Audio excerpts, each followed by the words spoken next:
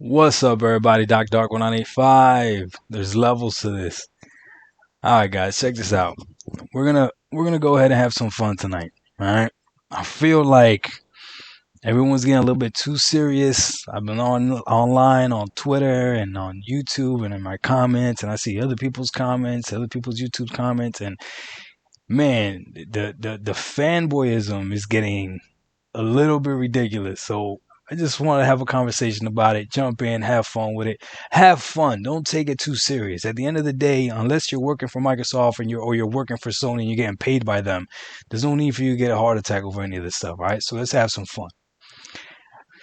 First off, what is a fanboy or a fangirl, right? When you're a fan of something, your job is to defend that thing at all costs, right? Plead your case why your sports team or whatever is the better team or whatever. When your team is going up against another team, you're rooting for your team no matter what. Okay, this is the thing. This is how we're gonna start. You have to understand that a fan is a fan. So if I'm a Lakers fan, right, and you are a I don't know what the worst team in the NBA is, but let's say you're that fan, right? I have to understand that because you're a fan of that team, doesn't matter what I say, you're still gonna root for that team. So we got to get that off the out the way, out the bat. You do have Sony fans that are gonna root for Sony, no matter what. You do have Xbox fans that are gonna root for Xbox, no matter what. And then somewhere in between that Xbox realm, you also have Microsoft fans that see things a little bit different. And these guys and girls have a little bit more of a loophole because, yeah, you would think that all Xbox fans are Microsoft fans, but sometimes if you just read the comments, you'll see the way they talk and you get confused yourself. You're like, you do realize Xbox is Microsoft and vice versa. And then, but by that token, Sony fans will sometimes attack Xbox like the Xbox and they don't attack Microsoft and that gets confusing as well. But here we go. So things that I've been seeing. Let me talk to my Xbox fanboys, all right? I understand how you feel right now. Sony fans have been talking trash to y'all for like the past 6 to 10 years. And rightfully so, because the PS4 is better than the Xbox One. Like, I don't know what you want me to tell you. I don't know what you want me to tell you. Right now, you can call me a PS4 fanboy, and I'll be honest with you. Yes, I am. I have an Xbox One S. I do. I do like the Xbox controller better than the PS4 controller. But at the end of the day, if I'm going to play a game, I'm playing it on my PS4, even if it's cross-platform, because to me, it's better. Okay. So for years, you guys have been getting destroyed by the Sony fans, right? You guys have no games. You have no games, you have no games, you have no games, you have no games, you have no games, right? Pretty much. And from the beginning, the whole Connect thing was not a smart thing by Microsoft. The whole what's the other stuff that you weren't able to like trade games or something crazy like that that Microsoft was trying to pull off, right? But now this is what I see. Now you Xbox fanboys are feeling yourself. You're feeling yourself really strong because you realize that, and these are facts, Sony fans. Don't get mad, Sony fans. All right, again, let's have this conversation. You realize that the Xbox Series X is the more powerful console. There's no ifs, ands, or buts about it. I don't care if it's by 1 teraflop, by 0.5 teraflop, by 0.2. It doesn't matter. Xbox Series X is stronger than the PS5 in compute power, in teraflops. I'm even thinking like frequency as well. I think the SSD is the only thing that Sony really has ahead of the Xbox Series X. So on paper, the Xbox Series X has more power. So that's a win for you, Xbox fanboys. So you can talk about that all you want. However, though, power doesn't automatically mean good-looking games. Because it's up to the developer how they use that power, right? And it's up to the artistic style, what type of style they use, all that other stuff. So just because you have the more powerful console, even if it's just by a margin, does not necessarily mean that you're going to have the better looking games. It doesn't. It doesn't automatically mean that. I know theoretically we can expect that, but it doesn't automatically mean that. So, Xbox fanboys, if you're going to talk about power and all this other stuff, understand what you're saying, but all I'm saying is until we have next generation games, you might want to stay quiet because God forbid Sony comes out with a game, something like by Naughty Dog, that's amazing when it comes to graphics. All their games look good and it looks better than anything the Xbox Series X has, even though it's more powerful. Yo, y'all gonna feel real salty. So that's one shot, Xbox fanboys. You're going to talk about power. Be careful. Wait till the games come out and let's see what happens. Or even worse, let's say a game comes out and they both look the same on both systems. The power means nothing. Okay. Let's say the developer only used the 10 teraflops because they're working towards the lowest common denominator. So the extra 2 teraflops that the Xbox Series X has means nothing at that point, right? So again, Xbox fans, yes, Xbox Series X is more powerful. However, just calm down. Just calm down, right? All right. Now let's switch over to Sony. Sony fans, okay? I get it. I get it. Sony has a track record. You guys have had the most amazing games for almost damn near 3 generations. Like you could argue PS2 has some really good games. PS3 has some amazing games. PS4 obviously had amazing games. So I mean, that would destroy pretty much any lineup. If you put a PS lineup against Xbox lineup as far as exclusives go, I don't think Microsoft would want that smoke. So yes, Sony fans, you talk your stuff about how great your games are. However, just like I told the Xbox fanboys, as of right now, this generation coming up,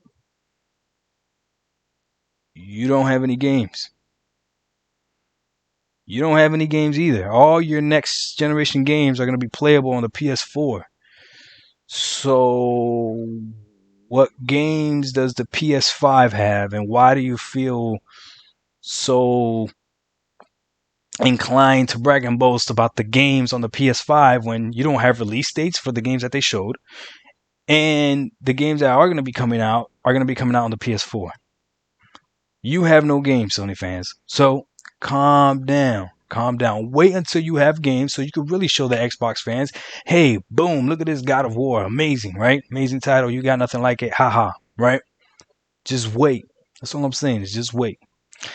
Microsoft fans, let's go back to you guys.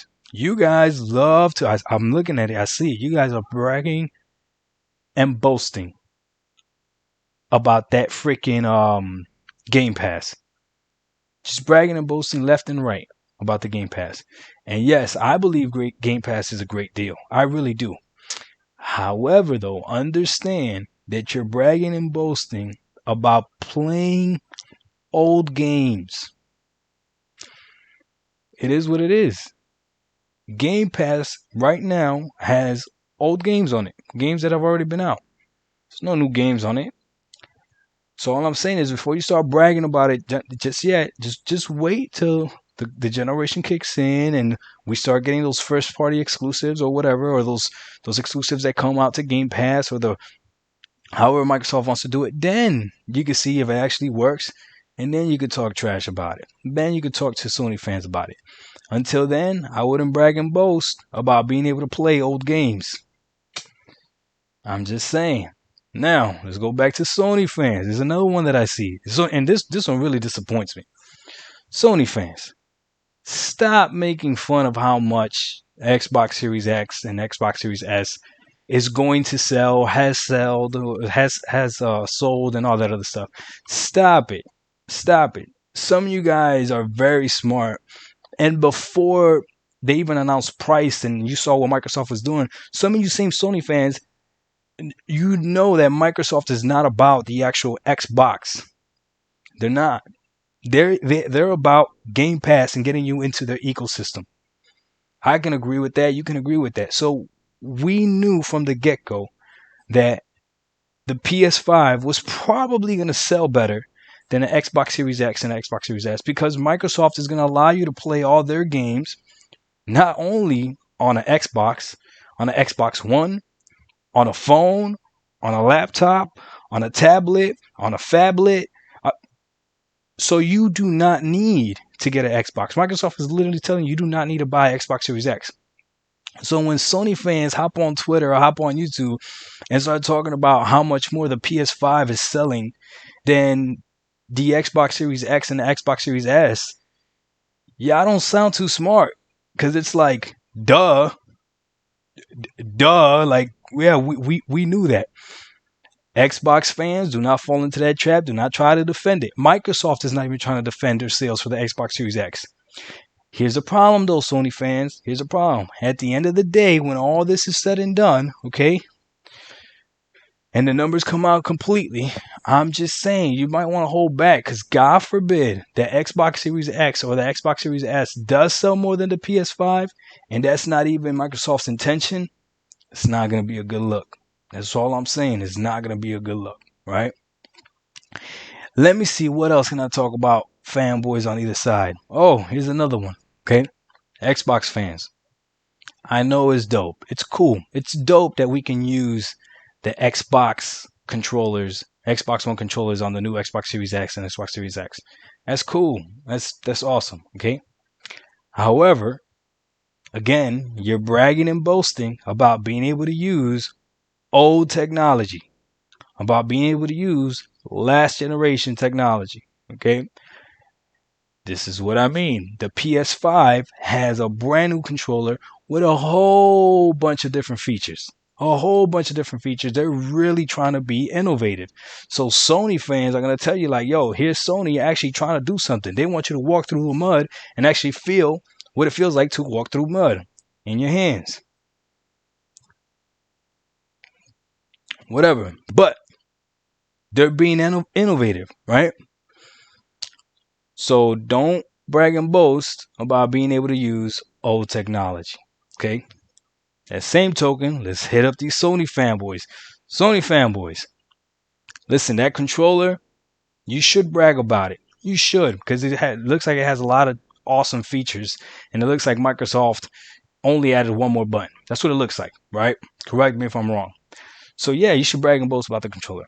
However, and I've said this before in the past, you might want to wait and see how developers actually use all these features. Because if this thing turns into just a gimmick, then it's not going to look good. It's not going to look good. I'm just saying.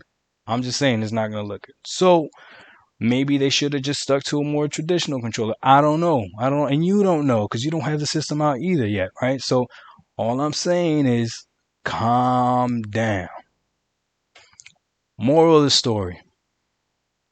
Xbox fans, PS5 fans, calm down.